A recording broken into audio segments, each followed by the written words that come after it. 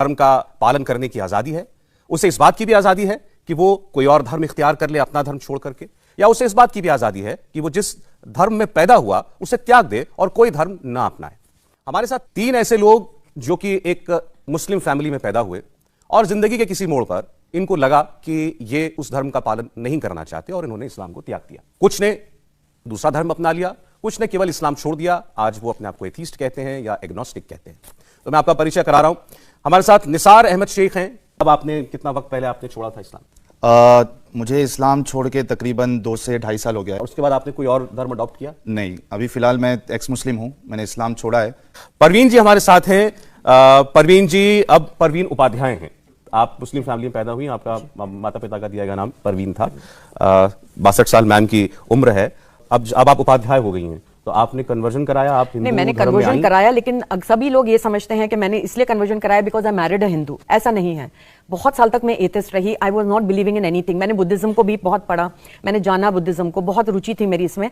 लेकिन कहीं पर जाकर when I was in my 50s मुझे रियलाइज हुआ that I need to, there is something that I need to connect with, और वो खालीपन मुझे लगने लग गया। And then I started like researching कि क्या चीज है वो, and then I found it that आपने हिंदू धर्म अपनाया? जी जी। अच्छा। तो जब मैं ऋषिकेश गई, I don't know, I felt that this is what I was waiting for. मुझे ऐसा लगा कि ये चीज थी जो शायद मुझे ज्यादा कोई सेरेमनी हुई आपको हिंदू में कन्वर्ट करने के लिए? मैंने किया, जी हाँ। मैंने अपने भी और अपने बच्चों का भी घर वापसी कराई बाद में, बहुत टाइम के बाद, लेकिन करवाई। बट देन ये एक मेन वो होता है वेयर आई वांटेड कि ये सेरेमनी हो जहां पर उनको like that they should feel कैसे करना है, तो वो मैंने करवाया। लेकिन मेरा मेन इस्लाम छोड़ने का मेरा मेन यही कारण है that I have seen my father is from Shia Irani and my mother is a Hindu थी जिन्होंने कन्वर्ट किया। आपकी मदर हिंदू से मुसलमान हुई? अच्छा। तो मैंने दोनों तरफ का लाइफ देखा है। जो एक मुस्लिम लोगों का जो एक है, एक ईगो, एंड हम बहुत डिटेल में बाद में आएंगे। बहरहाल आपने मुस्लिम फैमिली में रहकर भी जहां पैदा हुई वो देख लिया। शादी के बाद आपने हिंदू परिवार में रहकर? नहीं, मेरे ननिहाल भी तो हिंदू ही था। आपकी ननिहाल भी हिंदू ही थी। चलें, ठीक। हमारे साथ तीसरे जो मेहमान हैं ये सदाकत कुरैशी हैं, 32 साल के हैं और ये उत्तराखंड से हैं, हरिद्वार से आए हुए हैं।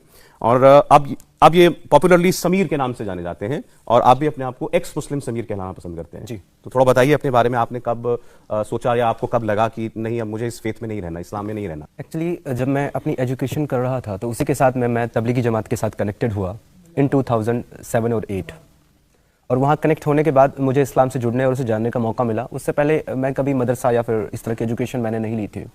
जब तबलीगी जमात से मैं जुड़ा तो मैं उसके अंदर इंटू होता चला गया और बहुत ज़्यादा रिलीजियस हुआ। इवन इसमें सेक्ट होते हैं जैसे कि आपने 40 डेज़ के लिए तबलीगी जमात में जाना है या आपको 4 मंथ्स के लिए जाना है।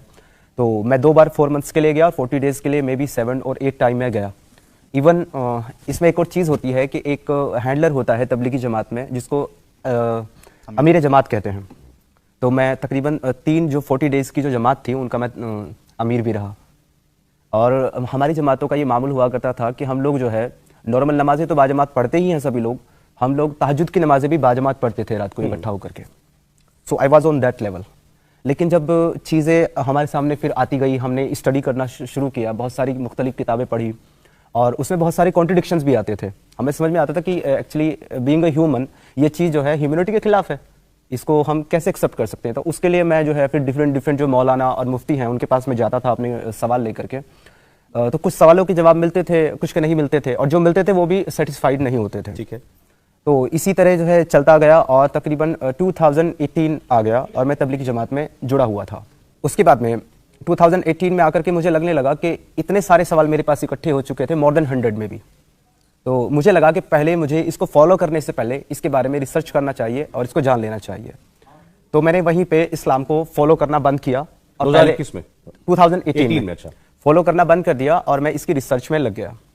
रिसर्च करते करते 2021 में मैं आ गया और मैं यूट्यूब पे जो है सर्च कर रहा था। तो मेरे सामने एक वीडियो आया, एक चैनल है जफर हेरेटिक के नाम से, उसका एक वीडियो आया, मैंने वो देखा। और जब मैंने वो वीडियो को देखा, actually that was based on sex slavery.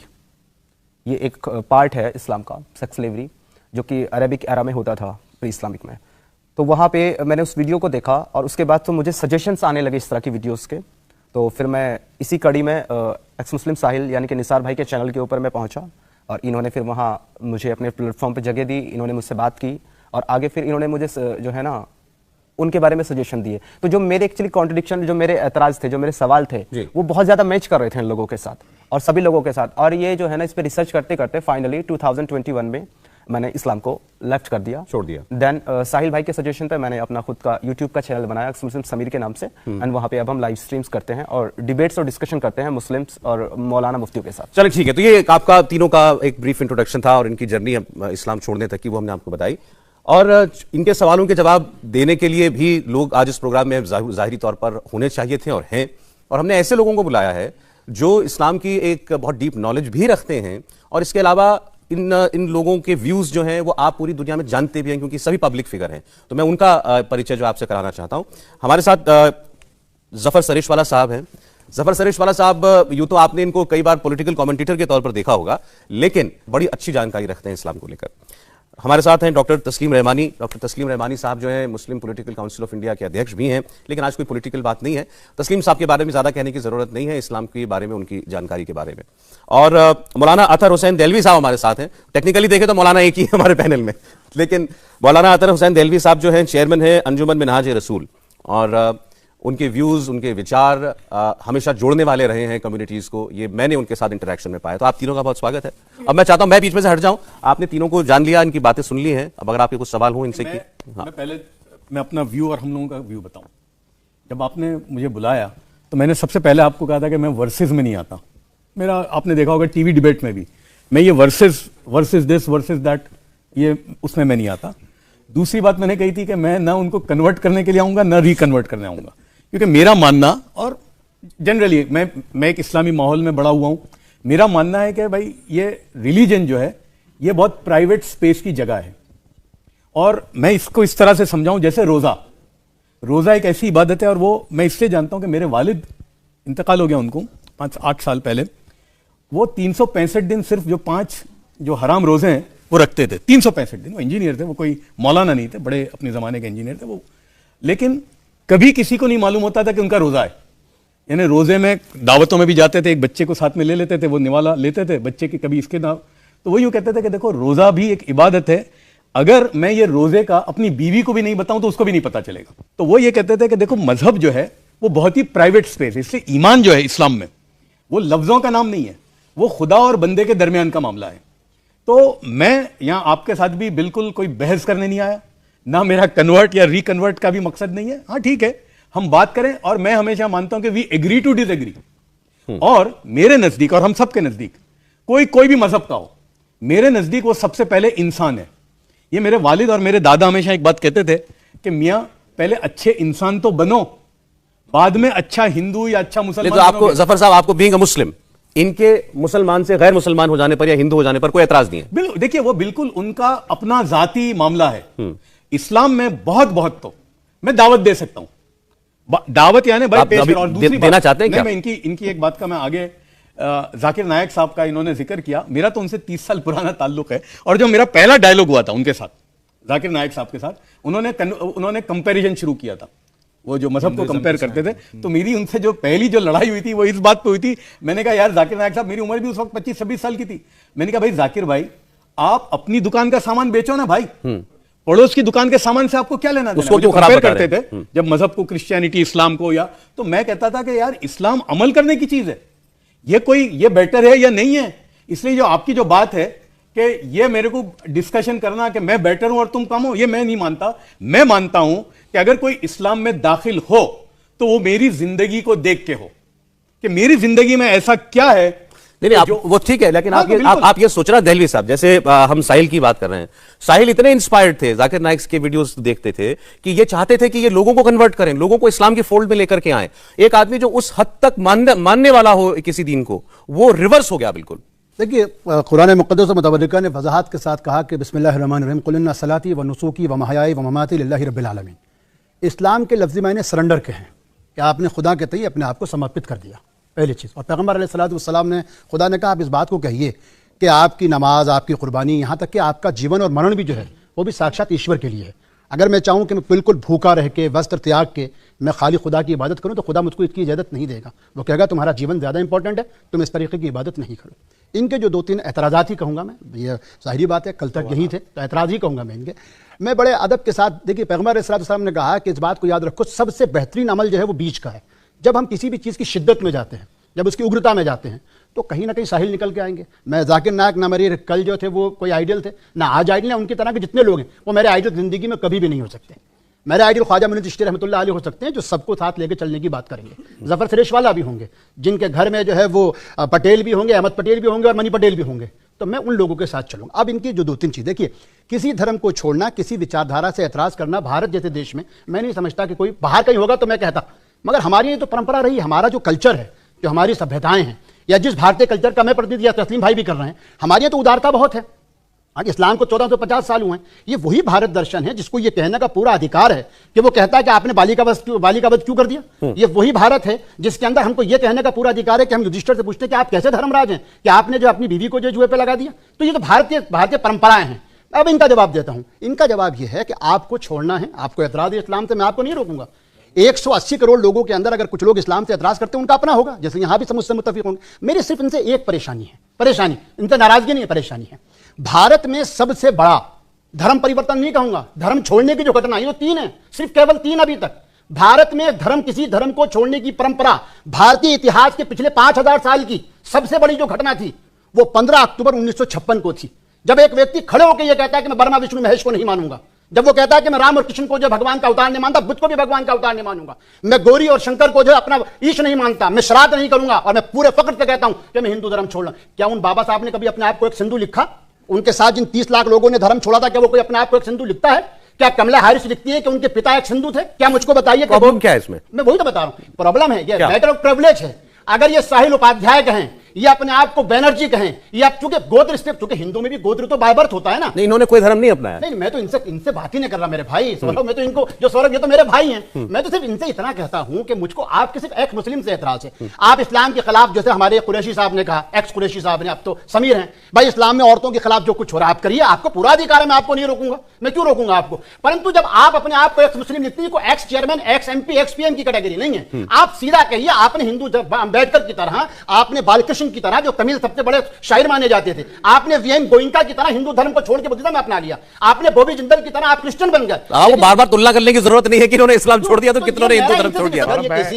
अगर ये आप कह रहे हैं कि जाकिर नायक के साथ जुड़े तो इसलिए इनको खामियाई नजर आनी हो सकता है मेरे साथ हो जाए। के साथ मैं एक और बात बताऊं। ऐसी बात है क्या? जाकिर नायक के साथ सुनिए, जाकिर नायक के साथ बहुत सारे लोगों को मैं जानता हूं कि उनके एक्सीडेंट हो गए, क्योंकि वो जो एक्सट्रीम व्यू है ना, वो बहुत खतरनाक। चलिए, अच्छा, ये कहना चाह रहे हैं कि ये कहीं कंफ्यूज्ड है? नहीं, मैं वो नहीं कह रहा, मैं अपनी बात कर रहा हूं। लेकिन जब हम कुरान पर जाते हैं और कुरान को सिंपली उसको समझ लेते हैं, अपनी डे टू डे लाइफ के साथ उसे रिलेट कर, तो 1 मिनट में चीजें समझ में आ जाती है। मैं अपनी मिसाल देना चाहता हूं, as opposite to them. Okay, I belong to a family where my grandfather, मेरे दादा जान मोहतरम, मैं मेरठ ही से ताल्लुक रखता हूं, मेरठ के गांव से मेरी फैमिली का ताल्लुक है। मेरे दादा जान जैन फैमिली से बिलोंग करते थे, और उन्होंने कन्वर्जन किया अपना शायद 15 या 16 साल की उम्र में, और गांव के रहने वाले थे, कोई पढ़े लिखे नहीं थे, कोई स्कूल कॉलेज भी नहीं गए थे वो, और वो एक बिजनेसमैन थे। लाइक जैन फैमिली में, जैनियों में तो बहुत बिजनेस कम्युनिटी है, बिजनेस करते हैं, वो भी बिजनेस करते थे, सूद का कारोबार था, पैसा सूद पे देते थे, ये सब करते थे। बट वो अपने सराउंडिंग्स में और कुरान को समझ के एक बार जब मुसलमान हुए तो उनकी डेथ हुई 63 साल की उम्र में। 63 साल में उनकी केवल वो मुसलमान हुए, जैन से मुसलमान केवल आपके दादा जान हुए या उनकी पूरी फैमिली हुई? नहीं, वो 2 भाई थे, दोनों यतीम थे। एक भाई उनके, वो मेरे दादा मुसलमान हो गए, लेकिन उनके भाई मुसलमान नहीं हुए, और उनकी फैमिली वही रह रही है अभी भी, और हमारी रिश्तेदारी आज भी है। वो आज भी जैन है? वो आज भी जैन है, वो मेरे भाई हैं, चचाजाद तायाजाद भाई सब है, खून का रिश्ता है, लेकिन वो जैन रह गए, आप मुसलमान हो गए। मेरी दादी, बाद में मेरे दादा के इंतकाल के बाद मेरी दादी जब बची, तो मेरे जो जैन चाचा थे वही उनकी देखभाल करते थे। आपका सर पॉइंट मैं ये समझा कि अगर ये कुरान को समझे हैं होते। मैं आखिरी बात इसको कर लूं, मैं आज तस्लीम रहमानी, मैं एक प्रैक्टिकल फंडामेंटल मुस्लिम हूं, and fundamental means practising actual Islam को प्रैक्टिस। मैं कोशिश करता हूं कि मैक्सिमम मैं कुरान को फॉलो कर सकूं, जितना मुझ में ताकत है करने की। और आप कुरान में लिखी एक चीज को मानते हैं, दिल से बिलीव करते हैं? जी, जो मैं समझता हूं, सबको मानता हूं। It's a total surrender. आपके मन में कोई कंफ्यूजन नहीं है, कोई डाउट नहीं है? इस बात पे फख्र है कि मेरे खानदान पे मेरे दादा का ये एहसान है कि उन्होंने हमको राह हिदायत दिखाई, और आज हम इस रास्ते पे। चलिए, अच्छा, ठीक, ये तीनों का इंसानियत के लिए मुफीद बन सकते हैं। तीनों को सिर्फ छोटी, हम तीनों की तरफ से अगर इजाजत देंगे, एक चीज समझ लेनी चाहिए कि कुरान जो है उसके ताल्लुक से दुनिया में मुख्तलिफ फ़िरक़े हैं मुसलमानों में भी। इस्लाम का जो आखिरी दर्शन है जो मक्का से उसके आसपास देखिए जो अलग अलग देश हैं उनमें भी इस्लाम के अलग अलग जो है वो मतभेद हैं।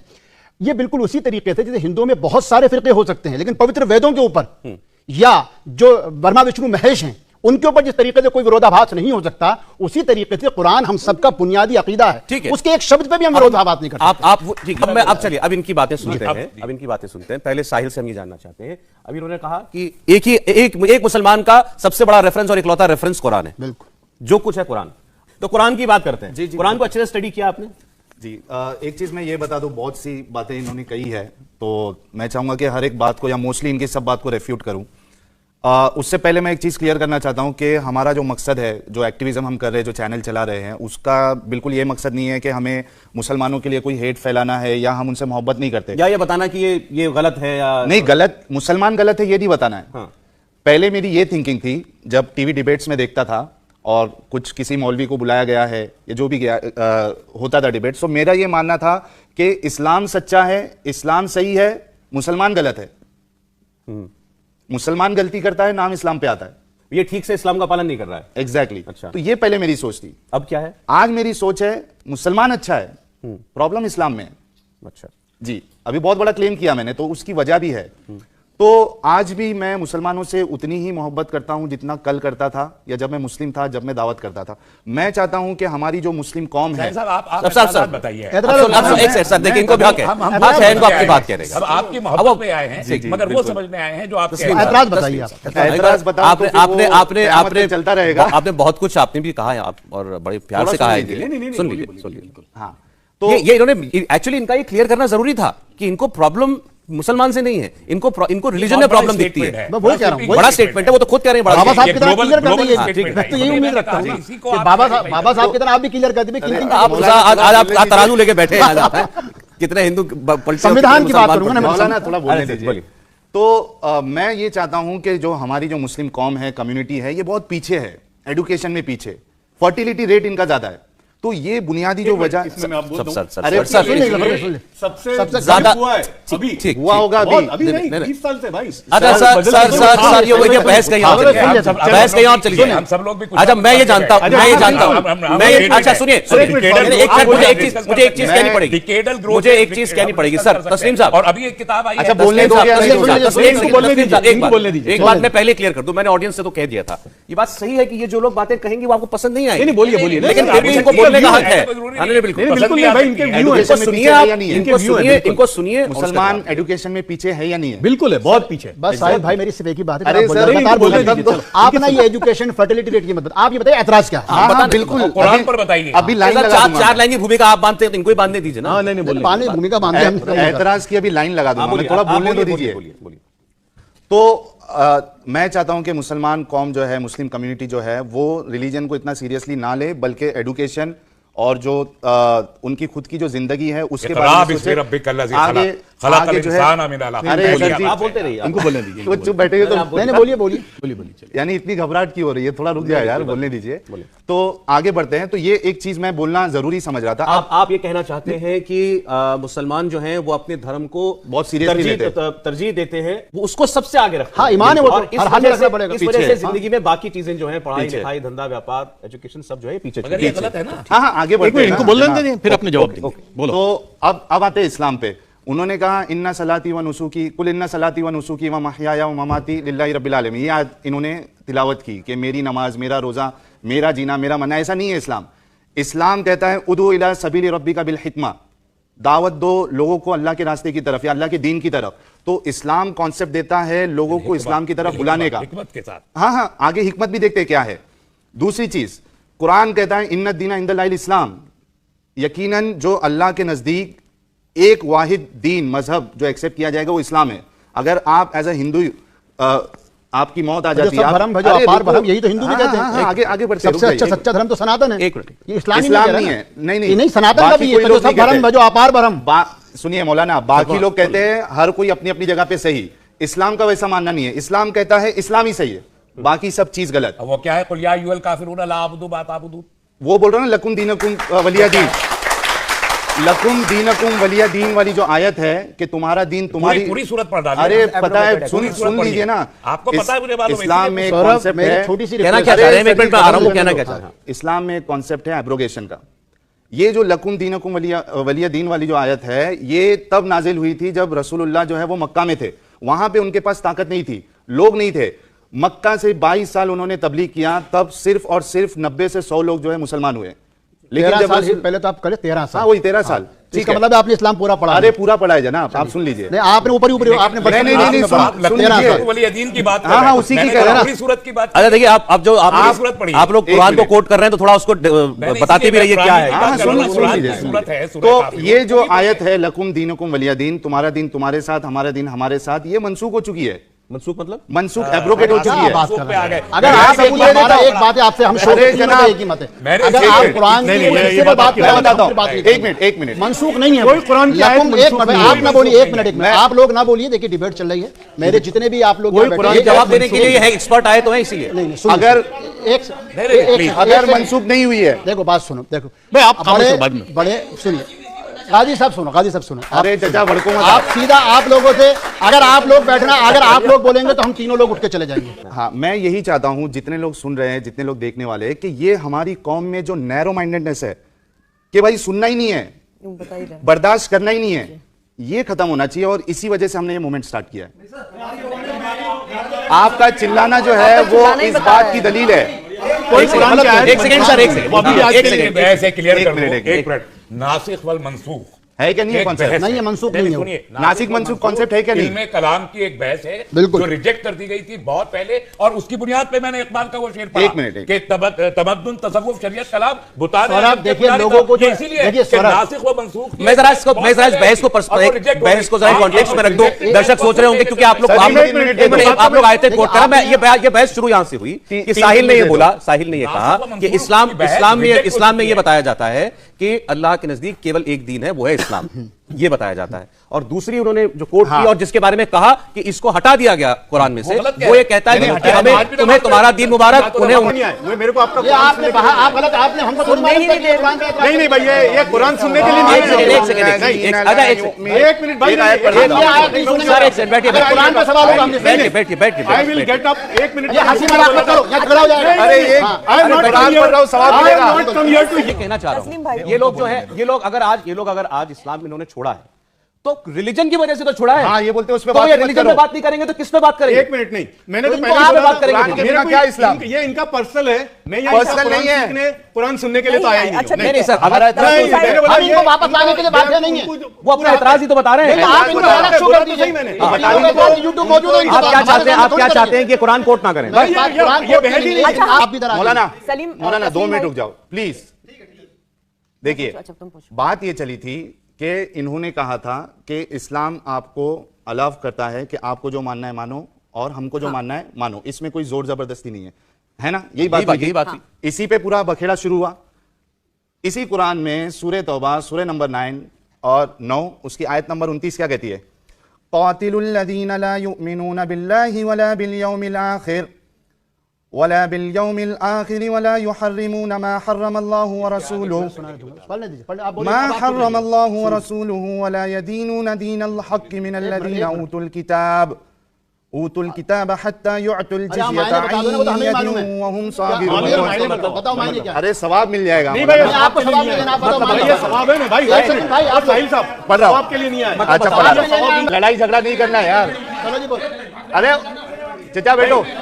ये देखिए, मैं अपने तरफ से इसका ट्रांसलेशन नहीं कर रहा हूं। मौलाना फतेह मोहम्मद जालंधरी साहब इसका ट्रांसलेशन करते हैं। कहते हैं जो अहले किताब में से खुदा पर ईमान नहीं लाते और ना रोजे आखिरत पर, ठीक है, यकीन रखते हैं और ना इन चीजों को हराम समझते हैं जो खुदा और इसके रसूल ने हराम की है, और दीन हक को कबूल करते और ना दीन हक को कबूल करते, यानी जो इस्लाम को कबूल नहीं करते, इनसे जंग करो, इनसे जंग करो यहां तक के जलील होकर अपने हाथ से जिजिया दे। अब मैं इसका जवाब दे दूं?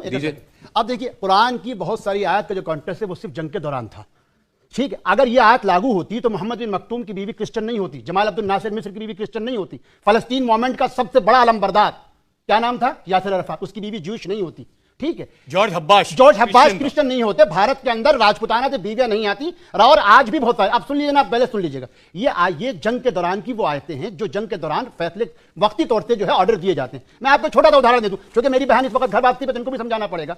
सब जानते हैं कि अश्वत्थामा हाथी का भी नाम था, द्रोणाचार्य के बेटे का भी नाम था, लेकिन जब जंग लड़ी जाती है तो जंग के अंदर हर मुद्दे को लड़ा जाता है। और भीम ने गदे से हाथी को मार के कहा, और उसके बाद क्या कहा, यानी धर्मयाद ने क्या कहा, मैंने मारा गुरुदेव, मैंने अश्वत्थामा को, जबकि अश्वत्थामा द्रोणाचार्य का बेटा नहीं था। क्या लेना देना? एक मिनट मैं जवाब देता हूं। मुझे इतना बताइए, अगर शरीयत लागू होती है, गैर मुसलमानों से जिजिया लिया जाएगा या नहीं लिया जाएगा? कहां पे लिया जाएगा? जहां शरीयत लागू है। शरीयत बिल्कुल, वही तो जफर भाई ने शुरू में कहा। आप जवाब दीजिए। मैं जवाब दे रहा हूं ना, एक मिनट भाई। शरीयत के बिल्कुल, शरीयत में अलग अलग दौर में विरोधाभास, राय के अंदर विरोधाभास रहता है। जैसे अकबर के जमाने में उलमा के तबके ने यह कहा कि हिंदुओं से जिजिया नहीं लिया जा सकता क्योंकि हम यहां रहते हैं। जिस तरीके से औरंगजेब ने जब फैसला करा तो मुल्ला दो प्याजे बड़े मशहूर वकील थे, उन्होंने कहा आप किस तरीके से हिंदुओं से जिजिया ले सकते हैं जबकि उनकी बेटियां आपके घर में, आपके बच्चे उनके घर में हैं। इस्लाम की बात करिए।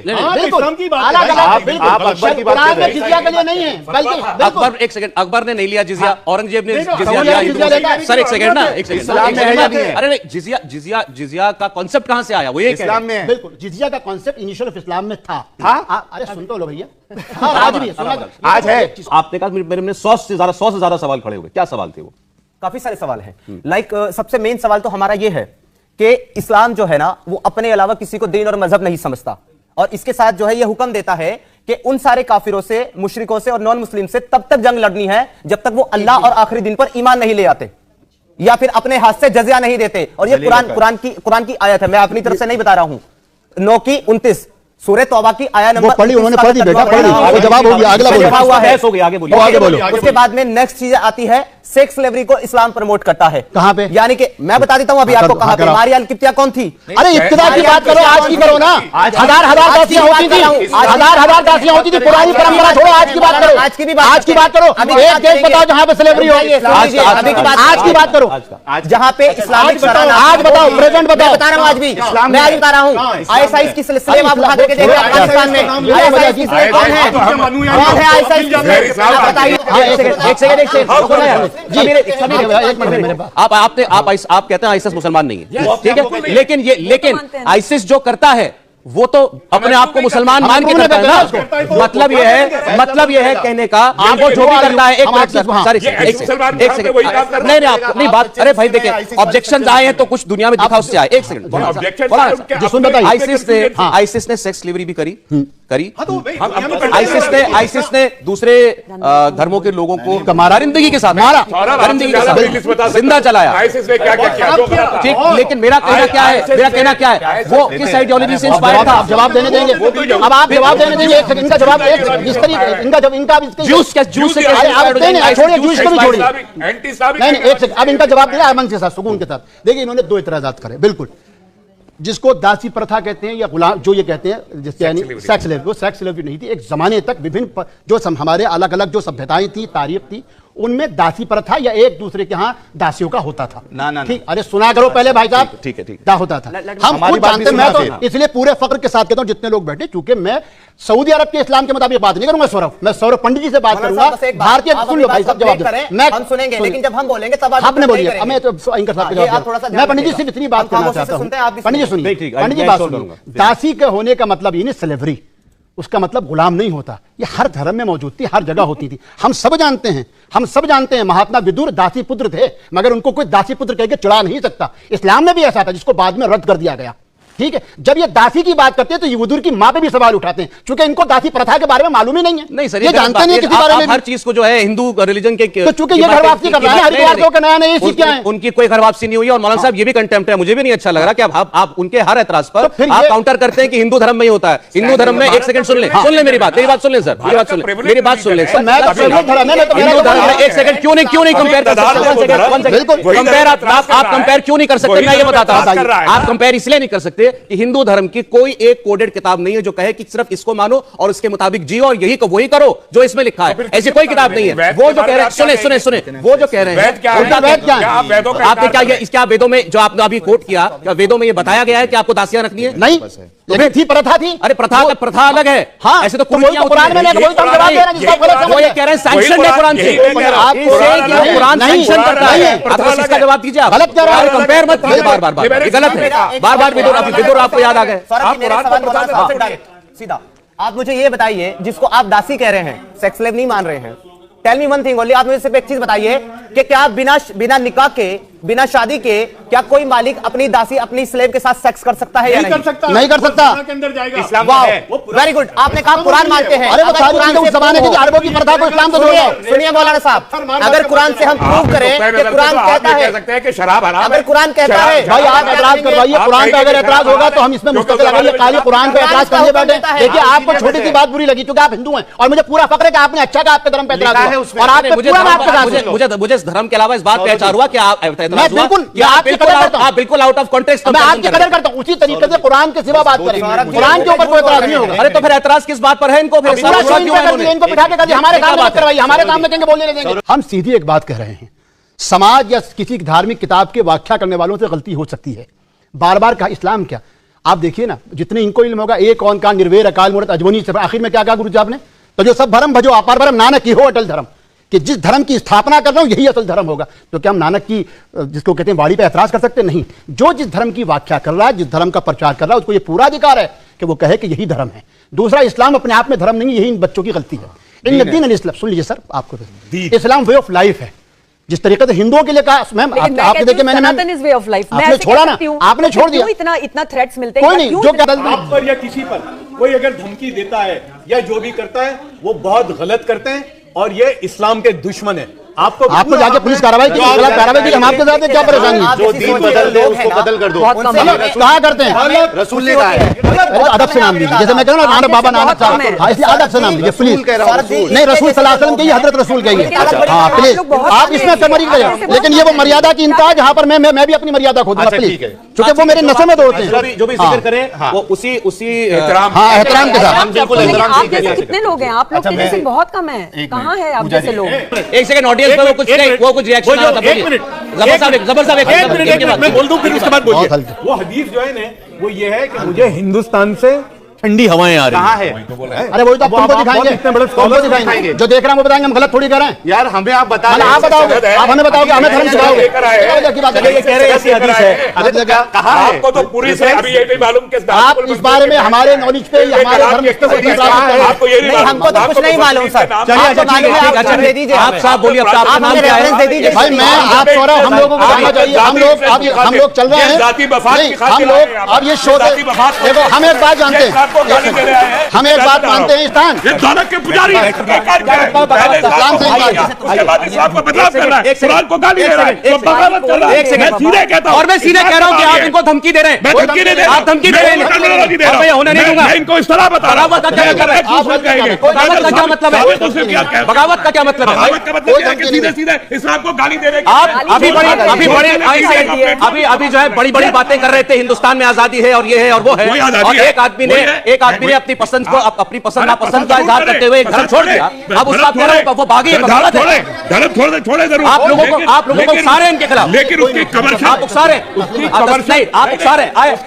This is objectionable. मुझे ऑब्जेक्शन बगावत सब ऑब्जेक्शनेबल है। इस्लामोफोबिया का कमर्शियलाइजेशन नहीं, मुझे ये ऑब्जेक्शन है। उन्हें अपनी बात कहने का अधिकार है, और देश के अंदर मीडिया में अपनी बात कहने का अधिकार है। बिल्कुल मीडिया में बोलने का भी अधिकार है, लेकिन बेचे नहीं। बगावत का कारोबार ना करें, बगावत का कारोबार ना करें। कोई बगावत नहीं हो रही है, कोई बगावत नहीं। सौरभ, आप हमको 2 मिनट दीजिए, फिर हम लोगों को मैं तो बैठाने आया था आप लोगों को। उसके बाद हमको इजाजत दीजिए। हमारा क्या एक सेकंड भाई साहब सुनिए। अरे इस्लाम भाई सुनिए, तस्लीम भाई देखिए, सीधा मसला ये है, मैंने अपने शुरू में भी कहा, और तस्लीम भाई से, ओ भाई एक मिनट, तस्लीम भाई से फिर मैं कहता हूं, इस मुल्क में कानून के तहत इनको इजाजत है, किस विचारधारा को अपनाएं, किसको छोड़ें, हमें कोई एतराज। दूसरा, हमको इनसे जो एतराज है वो ये है, इनके जो सवालात थे हमने इनको जवाब दिए, नहीं दिए। हमने आपसे नहीं बोल रहा मैं। अच्छा, आप बोलिए। इसी तरीके से लोगों को उकसाते हैं। जो इन्होंने पूछा हमने इनको बताया, इन्होंने स्लेवरी पे पूछा, इन्होंने सूरह तौबा की आयत पे पूछा, इन्होंने आयत मंसूख पे पूछा, हमने इनको जवाब देना चाहा। हमने जब बात करते हैं, हमको अब इन पे शक इसलिए हुआ सौरभ, क्योंकि हम इनके जवाब देने आए थे इस्लाम के एतराजात पे, लेकिन जब हम देशभक्ति की बात करते हैं, पैगंबर और इस्लाम को हिंदुस्तान से जोड़ते हैं, ये हमारा इनकार करते हैं, तो हमको लगता है कि कोई हिडन एजेंडा तो नहीं है। मैं अपनी बात को दोहरा रहा हूं, मैं अपनी बात को दोहरा रहा हूं, मैं अपनी बात को दोहरा रहा हूं। इस प्रोग्राम में एक एक बुलाया गया शख्स प्रोग्राम के बारे में सब कुछ जानता था। आपको एतराज था, मना कर देते उस वक्त, आपको मना कर देना चाहिए था। हमें ये नहीं मालूम था कि हमारी देशभक्ति, इन्होंने ऐसी कोई बात नहीं कही है, इन्होंने ऐसी कोई बात नहीं कही है। देशभक्ति पे सवाल, देशभक्ति पे तो बहुत कुछ बोल सकते हैं। अब आप आ गए उस पर बगावत कर रहे हैं। इनकी देशभक्ति पे कभी सवाल उठाया? हमने सिर्फ रेफरेंस मांगा। कौन देखिए सी यहाँ पे हदीस है? देशभक्ति का सवाल ही नहीं है। हम ये मानते हैं कि हिंदुस्तान में हर एक नागरिक, चाहे वो मुसलमान हो, चाहे वो हिंदू हो, चाहे वो क्रिश्चियन हो, वो कोई भी हो, देशभक्ति हमारी रगों में बहती है खून की तरह। देशभक्ति पे सवाल ही नहीं है, देशभक्ति पे सवाल नहीं है। तीनों हजरात के जवाब अल्हम्दुलिल्लाह। अगर आपको मजहब इस्लाम झूठा लगता है तो मैं इस प्लेटफॉर्म से सारी दुनिया को चैलेंज कर रहा हूं कि दुनिया के कितने भी बड़ा फलसफी हो, राइटर हो, या कितना ही बड़ा दानिशमंद और अकलमंद हो, वो ये नहीं कह सकता अगर वो अपनी किताब लिख रहा है कि मैं ये किताब लिख रहा हूं, इसमें कोई गलती निकाल के दिखाए। कुरान करीम में सारी दुनिया को चैलेंज कर रहा है कि ज़ालिकल किताबु ला रैब फीहि हुदल लिल मुत्तकीन, कि मैं ये किताब नाजिल कर रहा हूं। ये किताब नाजिल शुरू करने से पहले अल्लाह रब्बुल इज्जत ने चैलेंज कर दिया कि मेरी किताब में गलती निकाल के दिखाओ, पहली बात। और दूसरी बात, एक का जवाब ले लो ना। मैं कह रहा हूं, देखिए मैं बड़ी रिस्पेक्टफुली मैं किसी रिलीजियस फिगर का नाम भी नहीं लूंगा, ठीक है? अभी आपने जो बोला उसमें कि कोई इसमें गलती निकाल के दिखाए, तो ये अगर वो कोशिश कर रहे हैं तो इस पर एतराज क्या है? तो मुझे एतराज नहीं, मैं इनसे दिए नहीं जा रहा, मैं दे रहा हूं, मैं तो आप वहां बिठाते ताली हो जाए भाई के लिए। पहली बात, आप जिजिया की बात कर रहे थे, इन्होंने नहीं बताया। हाँ। जिजिया कहते किसे? एक लो ना। मैं बता रहा हूं आपको, जिजिया उसे कहते हैं कि जब आप किसी सल्तनत में रहेंगे तो वहां का जो हाकिम है, आपसे जिजिया लेगा अगर आप गैर मुस्लिम है, और उसके बदले आपको क्या देगा? तहफ्फुज़ फराहम करेगा, आपकी जान की, आपकी माल की, आपकी इज्जत की, आबरू की हिफाजत वो लेगा। इस बात का जिजिया लेता है। हुकूमत हमसे टैक्स नहीं लेती। जवाब दीजिए। हुकूमत हमसे टैक्स नहीं लेती। जवाब अभी सब लोग खामोश हो जाना, मेहरबानी, ठीक है। इन्होंने कहा नहीं, लैपटॉप में कुरान क्या? अरे भाई मैं रेफरेंस दे रहा हूं, ये कौन सी तकलीफ है इनको? लैपटॉप में कोई बॉम्ब नहीं है भाई, ऐसा है ना, देखिए ऐसा है, देखिए लैपटॉप में उनकी जुबान पे थी, पढ़ के बता रहे हैं, इतना ही तो फर्क है। आपने भी कोट किया ना। नहीं, हम बताएंगे ना सौरभ जी, मानेंगे नहीं बिना रेफरेंस, हम इसलिए रेफरेंस से बात करते हैं। एक मिनट बोलिए। मेहरबानी करके पहले 2 मिनट सुन लो भाई, चिल्लाओ मत सब। इन्होंने कहा जिजिया क्या है? टैक्स है, ठीक है, और टैक्स के बदले में प्रोटेक्शन है। हाँ, अब मैं आपको बताता हूं, जिजिया जो है ये असल में एक सजा है। और प्रोटेक्शन किससे? प्रोटेक्शन मुसलमानों से। किस बात पर? क्योंकि तुमने कुफ्र को जो है वो तरजीह दी। अब हाँ, रुक जाओ ना जनाब, इसीलिए चिल्लाओ मत, अभी रुक जाओ भाई, मैं कंप्लीट कर लूं। बोलो। आप सब एक साथ चिल्ला रहे हो जनाब, हमने देखा है, अच्छा ऑन रिकॉर्ड है। चलो साहिल, चलो। हाँ, ये देखो तिबियानुल कुरान, सुन लीजिए, पहले सुन लो, हवाला दे रहा हूं, चेक कर लेना। आपके रेफरेंस है यहाँ पे। ये लैपटॉप आप भी आप थोड़ा सा ले लीजिएगा, डाटा ये काम आएगा आपके। जी, ये देखिए, अरे रुको यार, बोल रहे हैं, बता रहे हैं, रेफरेंस दे रहे हैं। आप चुप रहिए, मैं बात। हाँ, आप बिल्कुल तसल्ली से सवाल करिए, इंशाल्लाह तसल्ली से जवाब मिलेगा। देखिए, जिजिया का लुग़वी माना है अल जज़ा, यानी बदला, और ये कत्ल का बदला है। क्योंकि जब कोई जिम्मी, अरे रुको ना, अभी उन्होंने पूछ लिया था किसने कहा, तो कितना गुस्सा हो गए थे। रुक जाओ, सुनो, बीच में टोकना नहीं मौलाना साहब। जिजिया का लुग़वी माना है अल जज़ा, यानी बदला, और ये कत्ल के बदले है, कत्ल का बदल है। क्योंकि जब कोई जिम्मी जिजिया अदा कर देता है तो इससे कत्ल साकित हो जाता है। और अल जज़ा सजा को भी कहते हैं, और जिजिया की रकम जिम्मी के कुफ्र की सजा है। जिजिया की रकम जिम्मी के कुफ्र की सजा। ये जिम्मी मतलब? हाँ बता रहा हूं, जो नॉन मुस्लिम इस्लामिक स्टेट में रहता है वो जिम्मी है। जिम्मी है। हाँ, अरे वही बता, कुछ गलत कह रहा हूँ, जिम्मी उसी को ही कहते हैं। बताया ना, अरबी में जैसे आपने लुग़वी मानी इस्लामिक स्टेट में, इस्लामिक स्टेट में जो नॉन मुस्लिम रहता है उसको जिम्मी कहते हैं। आपने लुग़त के बारे में बताए, जिम्मी के बताइए। आप इस मौलाना से पूछ लो, जिसका मैंने जिम्मा ले लिया हो। हाँ, जिसका मैंने जिम्मा ले लिया हो। हाँ, उसका मतलब क्या है? जो जिम्मी कुफर की वजह से। नहीं, अच्छा, मैं जो समझा, अच्छा सुनिए, एक सेकंड, मैं यहाँ पर मैं बैठा हूँ जो कि नॉन मुस्लिम हूँ। उन्होंने जो बताया, उन्होंने बोला कि जिजिया का मतलब है आप गैर मुसलमान हैं, आप इस्लामिक कंट्री में रहते हैं, आपको सुरक्षा के बदले हमें कुछ टैक्स देना। नंबर एक आप जिम्मी होंगे, नंबर एक आप जिम्मी होंगे, आप जिम्मी होंगे का मतलब आपकी जान माल इज्जत आबरू की हिफाजत। अब मैं और जो मैं इनकी बात का मतलब समझा, पैसा दे रहा हूं आपकी, और जो मैं इनकी बात का मतलब समझा, मुझे पैसा ले रहा हूं। एक सेकंड, आपने जो बोला क्या उसका मतलब ये है कि जिजिया इसलिए देना है क्योंकि जो आदमी कुफर, कि आप इस्लामिक स्टेट में हैं और हिंदू और आप किसी भी और धर्म के हैं, आप इस्लाम नहीं मानते, मतलब कोई भी, तो आप कुफर कर रहे हैं और आपका कत्ल ना किया जाए इसलिए टैक्स। नहीं, गलत है। तो फिर सुन लो, अरे सिंपल करते हैं, क्या इसका मतलब यह है कि क्या ऐसे देश में जहां पर जिजिया लागू है, ऐसे देश में जहां पर जिजिया लागू है, कोई नॉन बिलीवर, नॉन इस्लामिक व्यक्ति टैक्स नहीं देता तो क्या उसका कत्ल कर दिया जाएगा? नहीं, अभी की बात नहीं कर रहे हैं। मैं आपको छोटी सी बात बताऊं, एक सेकंड, छोटी सी बात। देखिए, पहली चीज तो ये है, फिर हम कह रहे हैं, उन्होंने भी कुरान की आयत पढ़ी, ये भी कुरान की आयत को कोट कर रहा है। कुरान की आयत जिसको हम बार बार कह रहे हैं, इस्लामी फिक़ा में बहुत ज्यादा अपने आप में विभिन्नताएं हैं, उसकी जो इंटरप्रेशन है या उसकी जो व्याख्या है वो अलग अलग दौर में अलग अलग तरीकों से की गई है। जो मेरा जो इनसे सवाल, उसके थॉट ऑफ स्कूल्स हैं, उसकी अलग अलग राय है, सही है। इनका जो बार बार ये कह रहे हैं, दर हकीकत ये पर्दे के पीछे की इनिशियली चीजों को उठा के ला रहे हैं, वही इस्लाम है। सुनना करो भाई साहब, माफ सुना करो। सवाल ये जो मैं इनसे सवाल कर रहा हूं कि चूंकि कुरान का जो बेसिक स्ट्रक्चर है वो तो कभी नहीं बदल सकता कयामत तक, लेकिन फिक़ा या शरिया के अंदर जो थॉट ऑफ स्कूल थे उसमें अलग अलग वक्तों में अलग अलग तरीकों से तब्दीलियां की जाती रही।